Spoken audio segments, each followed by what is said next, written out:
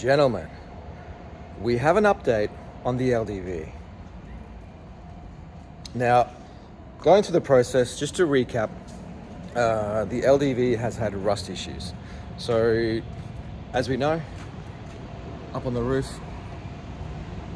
rust on the roof everywhere, rust underneath the door handles. I don't know if you can see, on the bottom of all the doors, and many other places.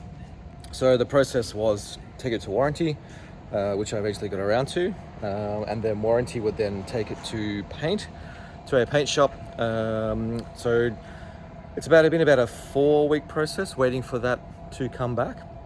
And I can say that we finally have an answer. So the paint shop must have gone back with a quote, and then LDV has assessed that quote, and they have made a business decision. Now, a couple of things I've got to say. One, it was a really easy process. I didn't really have to push. I didn't have to do anything. I didn't have to ask anything. I simply just booked the car in for a warranty inspection, and they've called me and followed me up on the rest. It wasn't painful. There was no need for bickering or fighting or being angry. Not that I would be angry ever anyway, but there was no really any malice or issues with going through that process. The only thing that it cost me was time. It's only taken sort of 3 to 4 weeks to get a result. So the process was go to warranty, that goes to a paint shop assesses it, it goes back to LDV. Now the scenario is that they have deemed the car uneconomical to repair. So what this means is that they've assessed the quote. The quote is now far beyond what they want to be spending to make the car worthwhile.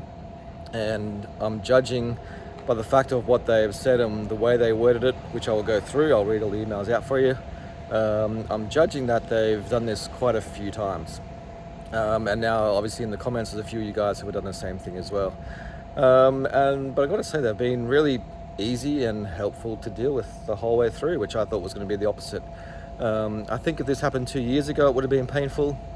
But because it's happened now, then I've obviously had a lot of these I've dealt with. I just go ticks and go through it. So let's read through the emails and talk about the actual result that we have here. All right. So like I said, we're just going to go over the email trail from LDV and what they offer. So they said, good afternoon, thank you for your time. As discussed, I can confirm that your vehicle has been assessed as uneconomical to repair due to corrosion. For that reason, LDV Australia offers to buy back the vehicle from you. LDV Australia intends to offer you a fair and reasonable price for your vehicle. I invite you to consider what you think the vehicle is worth regarding its condition, cleanliness, kilometers traveled, and model. To assist you in forming an opinion about the value of your vehicle, please note the Red Book value for your vehicle type sold in a private sale is presently between $20,650 and $22,950. In your own time, please let me know what price you will accept for that vehicle so that I can present to management for consideration and approval. And then once approved, you'll hand the keys back, deregister the vehicle, remove the plates, etc. Now, $20,650 to $22,950, a quick search on car sales, you'll find that most of them are between $25 and $30. Now, when I bought the car, I paid $28,990.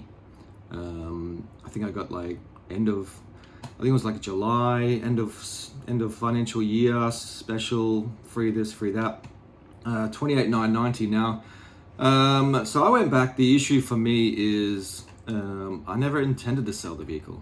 So I was just going to have this car for as long as it would last, which ended up being 2 and a bit years. So I didn't want to sell it. I didn't want to be put out of money. I don't want to buy a new one and not know the history of another second-hand one.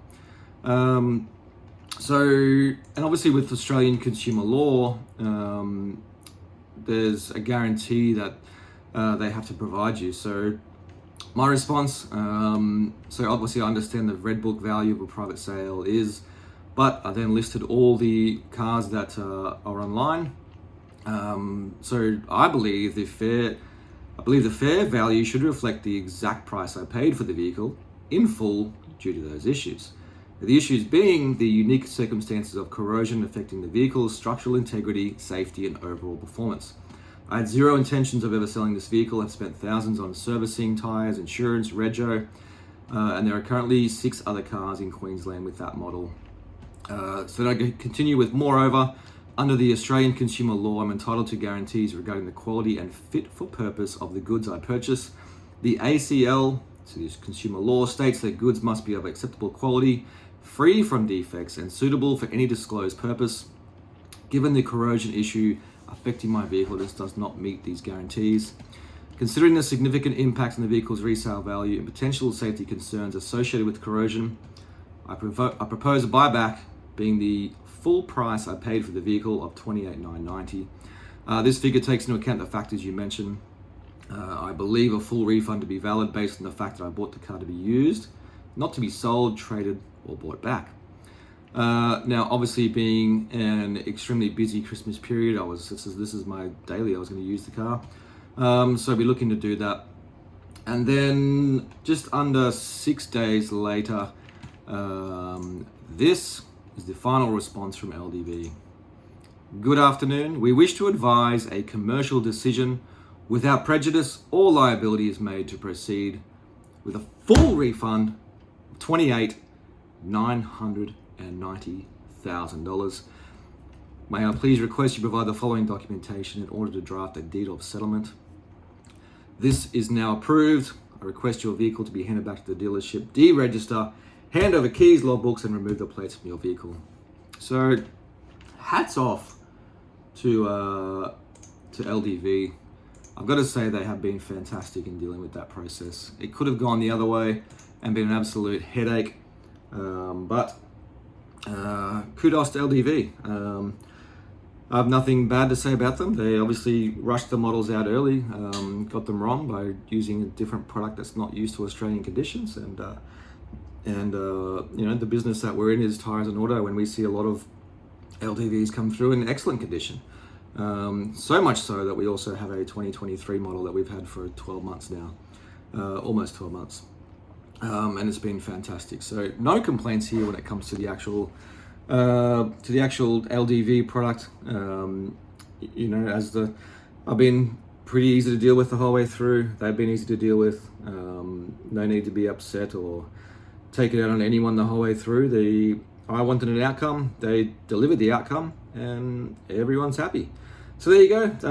Fingers crossed this is the last video of the LDV update. But if you are having issues with your LDV and want some advice, I guess, just reach out in the comments and I'm happy to answer anything you need. Should that help you along your journey if you're having issues with corrosion as well. But my only advice is book it in for a warranty inspection for the corrosion, and then see what you can do from there. So appreciate you watching these videos. It helps me a lot, and hopefully I've added some value to your journey as well.